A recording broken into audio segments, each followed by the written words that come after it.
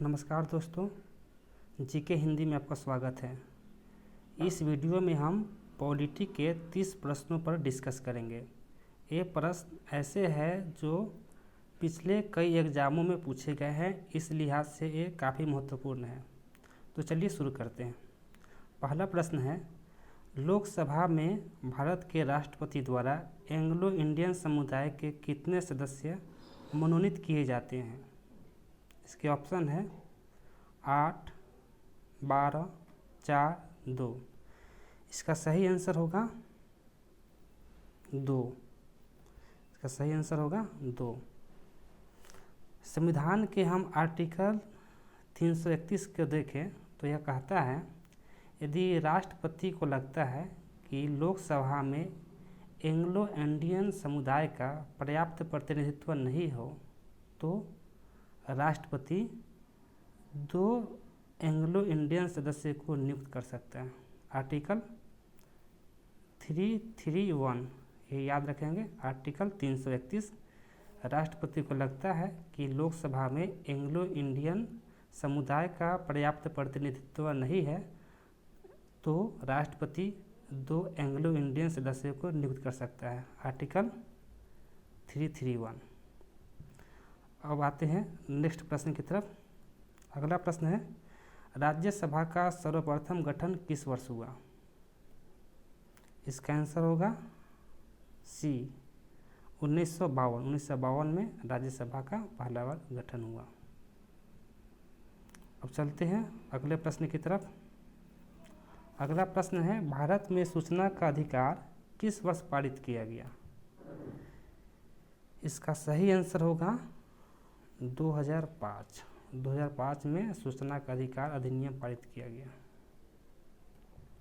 अब चलते हैं अगले प्रश्न की तरफ। भारत का संविधान कब लागू हुआ?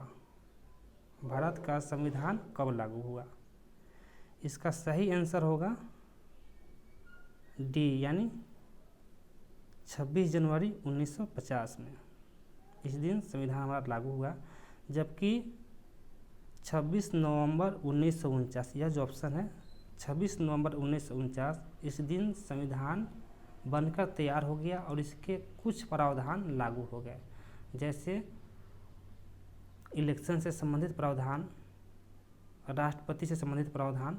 ये कुछ ऐसे प्रावधान थे जो 26 नवंबर 1949 को ही लागू हुआ, लेकिन 26 जनवरी 1950 इस दिन संविधान पूर्ण रूपेण लागू हो गया। तो चलिए अब अगले प्रश्न की तरफ। इनमें से कौन भारत का प्रथम कानून मंत्री था? कानून मंत्री, इसका सही आंसर है doctor Bhimrao Ambedkar. Option A होगा भीमराव अंबेडकर। अब चलते हैं अगले प्रश्न की तरफ। भारतीय राष्ट्रीय ध्वज में चक्र किसका प्रतीक है? ऑप्शन देखिए, न्याय का, स्वतंत्रता का, समानता का, भाईचारे का। इसका आंसर होगा ए, यानी न्याय का। चक्र है न्याय का प्रतीक। चलते हैं अगले प्रश्न की तरफ। मौलिक अधिकार क्या है? फंडामेंटल राइट्स क्या है? ए है वाद योग्य। आंसर भी होगा वाद योग्य, यानी यदि आपके मौलिक अधिकार का हनन होता है तो आप कोर्ट जा सकते हैं, कोर्ट में इसकी सुनवाई होगी। और इसके लिए आर्टिकल है 12 से लेकर 35 तक, और इसका पार्ट कहा जाए तो पार्ट या 3 है। पार्ट 3 में आर्टिकल 12 से 35 मौलिक अधिकार से संबंधित है। तो चलते हैं अगले प्रश्न की तरफ। एक व्यक्ति अपनी नागरिकता खो देगा यदि, ऑप्शन ए है सरकार उसकी नागरिकता वापस ले ले, बी वह नागरिकता को स्वेच्छा से परित्याग कर दे, सी वह स्वेच्छा से अन्य देश की नागरिकता ले ले, ऑप्शन डी है उपयुक्त सभी। देखिए, कोई व्यक्ति नागरिकता खो देगा, इसके लिए ये तीनों शर्त पर्याप्त है। तीनों शर्त सही है। या तो सरकार उसकी नागरिकता को छीन ले, दूसरा है कि वह व्यक्ति खुद से स्वेच्छा से अपना नागरिकता का परित्याग कर दे, यदि कोई व्यक्ति किसी अन्य देश का नागरिकता ले लेता है तो स्वतः उसकी नागरिकता छीन जाएगी। यानी तीनों शर्त सही है, तो इसका आंसर हो जाएगा डी, उपयुक्त सभी। अब चलते हैं अगले प्रश्न की तरफ। भारतीय संविधान के किस अनुच्छेद में निर्वाचन आयोग इलेक्शन कमीशन के लिए प्रावधान है? तो इसका आंसर सही आंसर हो जाएगा इसका सी, यानी आर्टिकल 324, आर्टिकल 324 यह निर्वाचन आयोग की स्थापना से संबंधित है। अब चलते हैं अगले प्रश्न की तरफ। भारतीय संविधान समर्पित है। ऑप्शन ए संसद को, बी संविधान सभा को, सी संपूर्ण मानव समाज को, डी भारतीय लोगों को। इसका सही आंसर होगा डी, यानी भारतीय लोगों को। इसका बैक जाते हैं।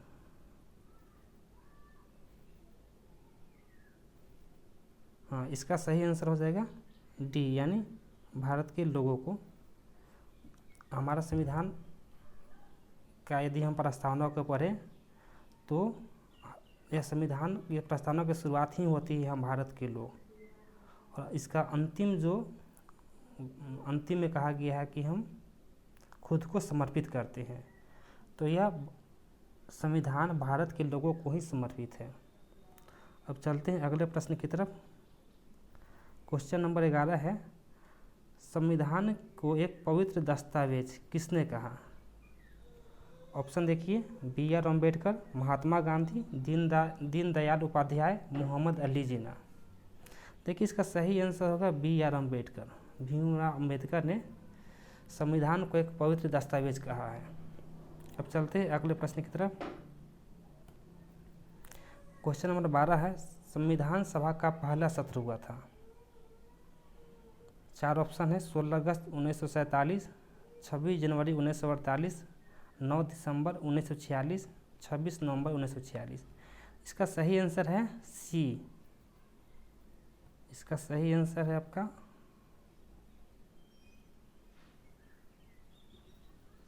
सही आंसर है इसका सी है, 9 दिसंबर 1946। और 9 दिसंबर 1946 को संविधान सभा का पहला सत्र हुआ और डॉक्टर सच्चिदानंद सिन्हा को प्रथम अस्थायी अध्यक्ष बनाया गया था संविधान सभा का। इनका यह 9 दिसंबर और 10 दिसंबर को संविधान सभा का सभापतित्व किए और 11 दिसंबर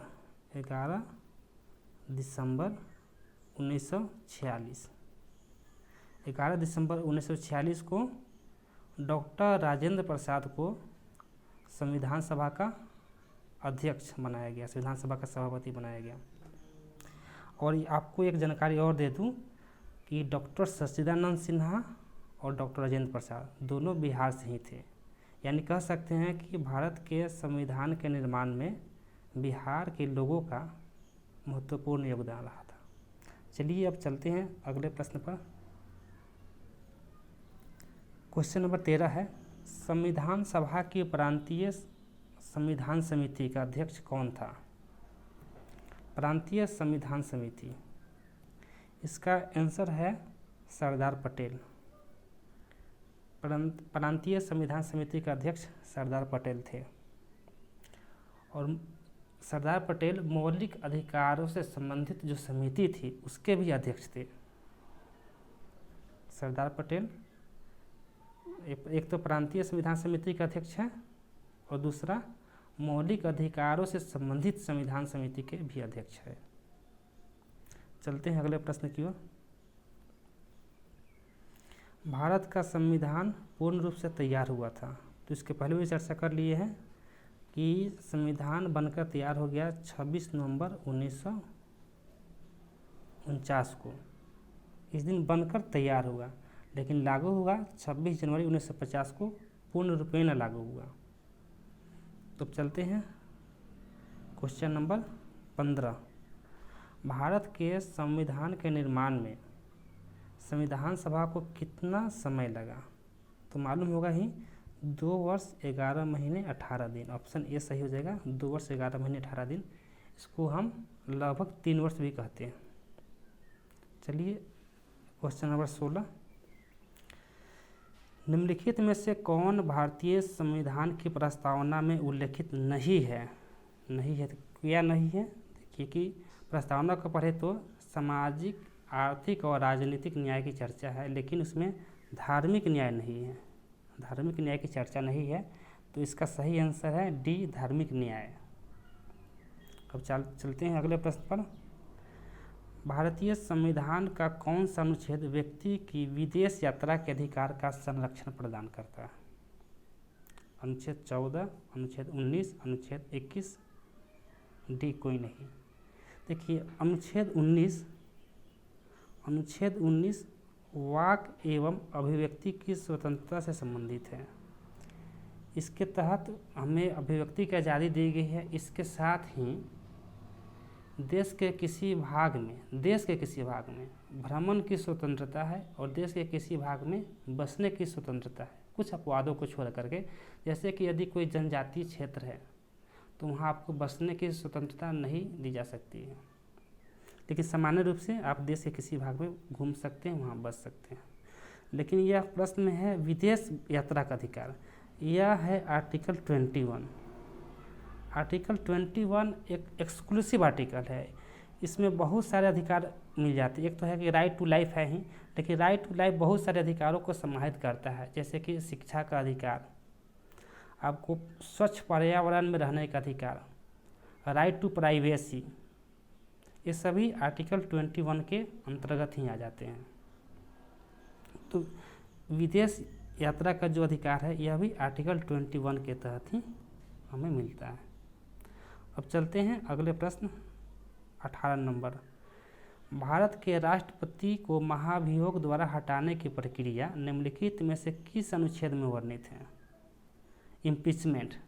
तो इम्पीचमेंट के लिए जो आर्टिकल है वह है आर्टिकल 61 में इम्पीचमेंट के बारे में यह आर्टिकल है, आर्टिकल 61। यह है राष्ट्रपति यदि संविधान का उल्लंघन करता है, संविधान के प्रावधानों का उल्लंघन करता है, तो उस पर महाभियोग चलाया जाएगा। यह प्रक्रिया काफ़ी जटिल है। इसके लिए लोकसभा और राज्यसभा दोनों में अलग अलग कुल सदस्यता का 2/3 बहुमत से प्रस्ताव पारित करना पड़ेगा, तब जाकर के राष्ट्रपति को हटाया जा सकता है। चलते हैं अगले प्रश्न पर। भारतीय संविधान के किस अनुच्छेद में राज्य की राजभाषा या भाषाएं अपनाने की प्रक्रिया है?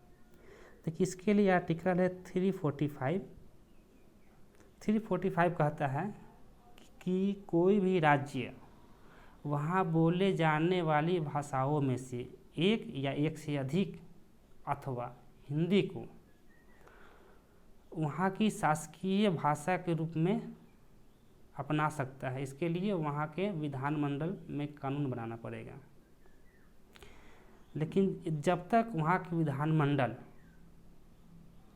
विधि के द्वारा किसी भाषा को अपनी शासकीय भाषा घोषित नहीं करता है, तब तक अंग्रेजी वहाँ की शासकीय भाषा होगी। तो आर्टिकल 345 है, जिसके तहत राज्य के विधानमंडल अपने राज्य की राजभाषा को अपना सकता है। चलते हैं अगले प्रश्न पर। भारतीय संविधान का कौन सा भाग नागरिकता से संबंधित है? यह तो आसान प्रश्न है, भाग 2 है और इसमें आर्टिकल है 5 to 11 आर्टिकल नागरिकता से संबंधित है।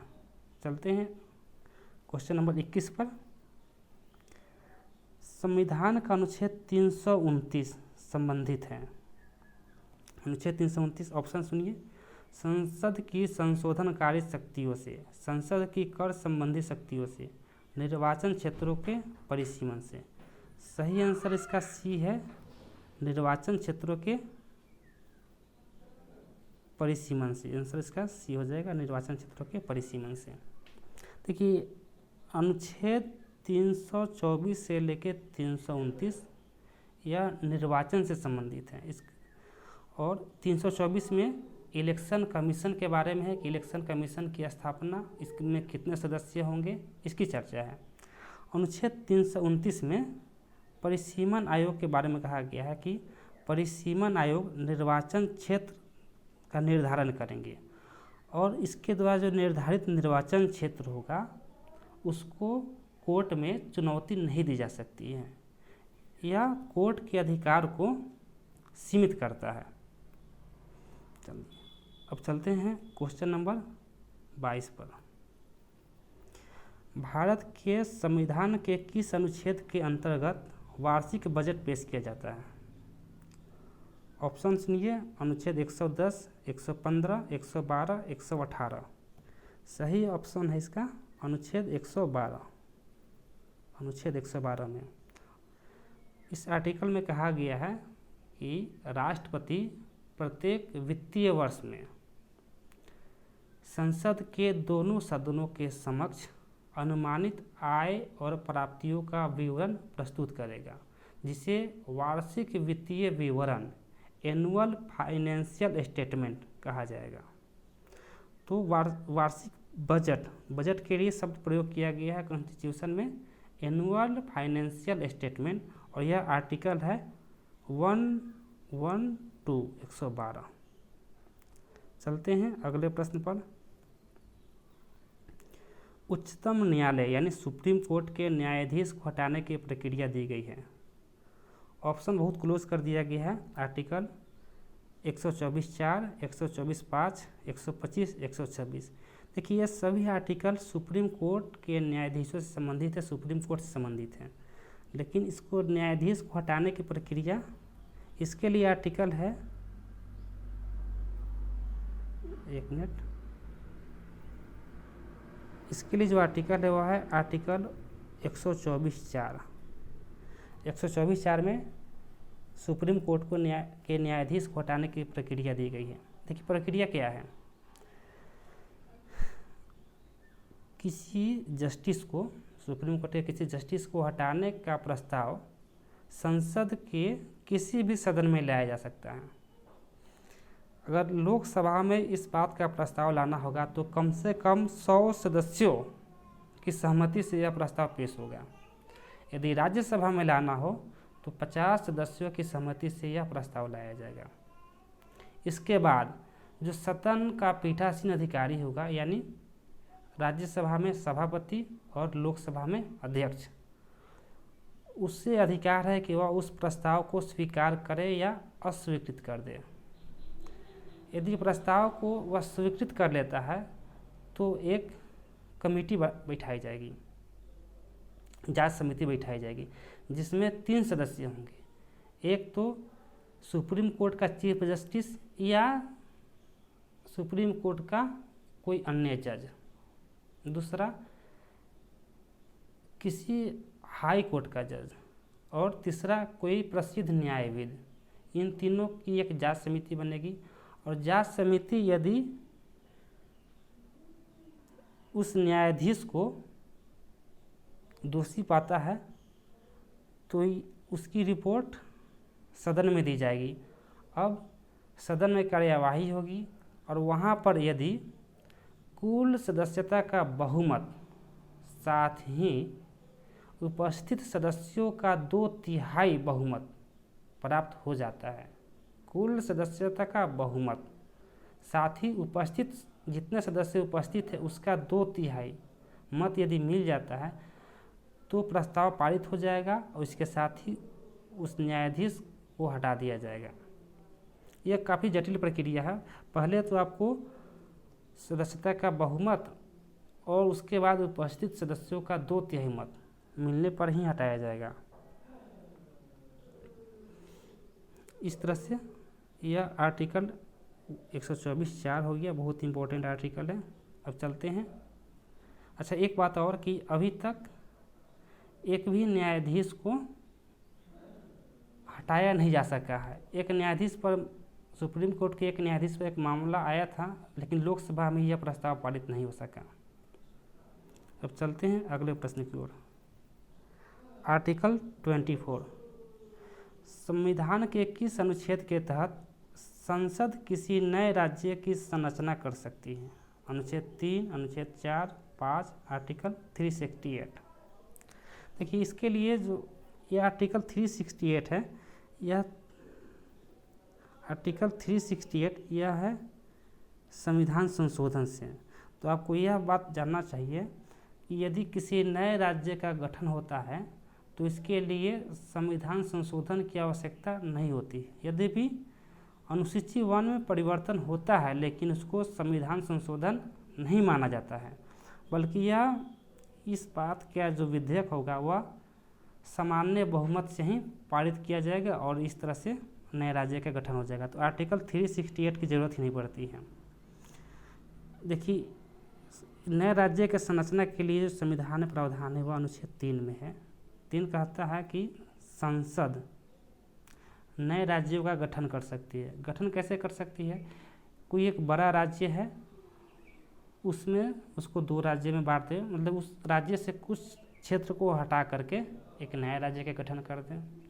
या ऐसा हो सकता है कि 2 राज्यों में से कुछ क्षेत्रों को ले करके एक नए राज्य का गठन कर दें।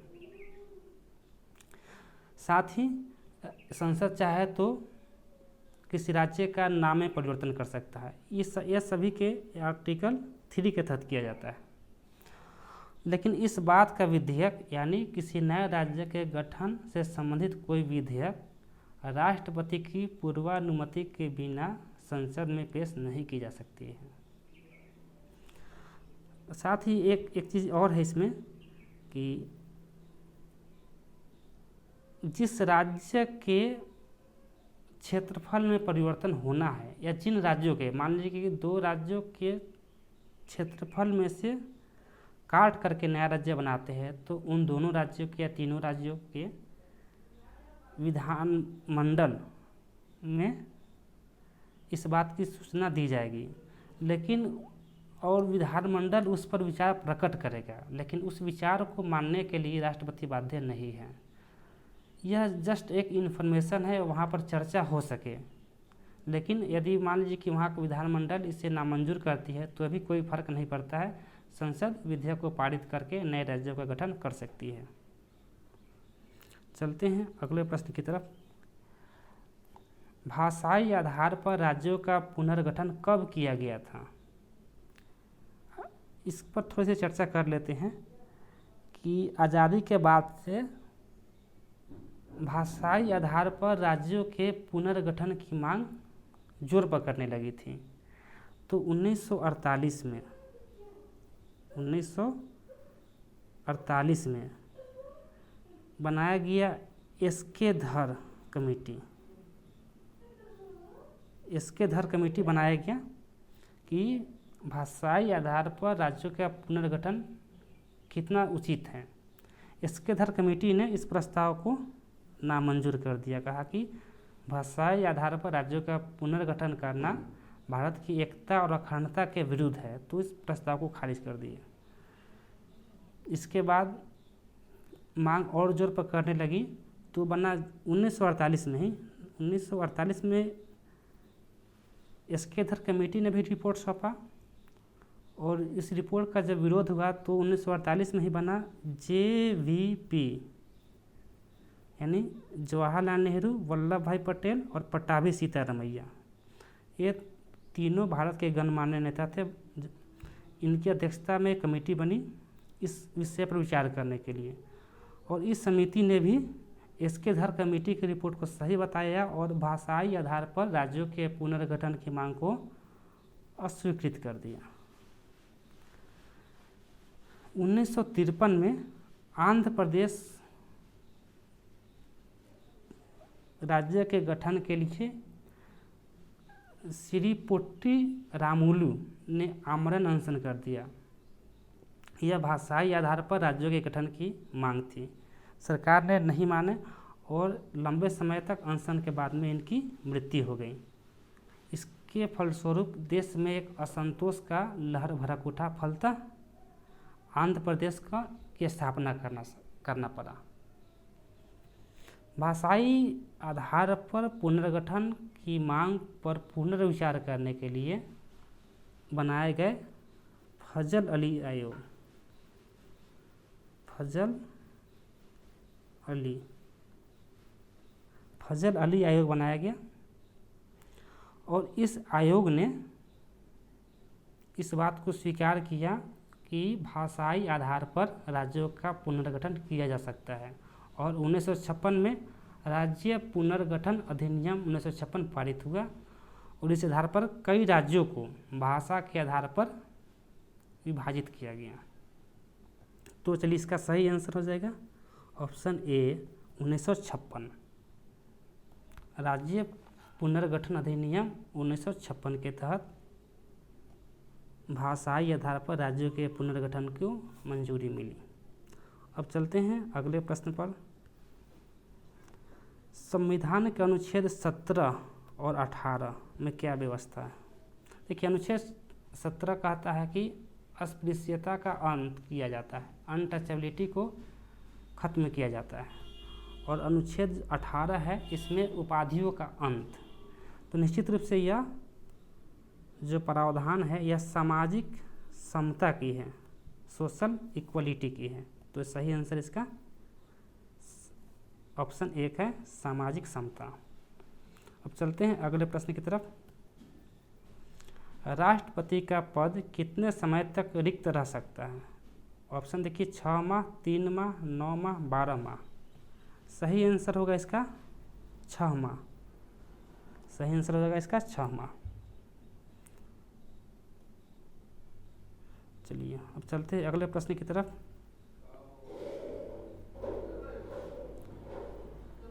क्वेश्चन नंबर 28 है, भारत के वित्त आयोग की नियुक्ति किसके द्वारा की जाती है?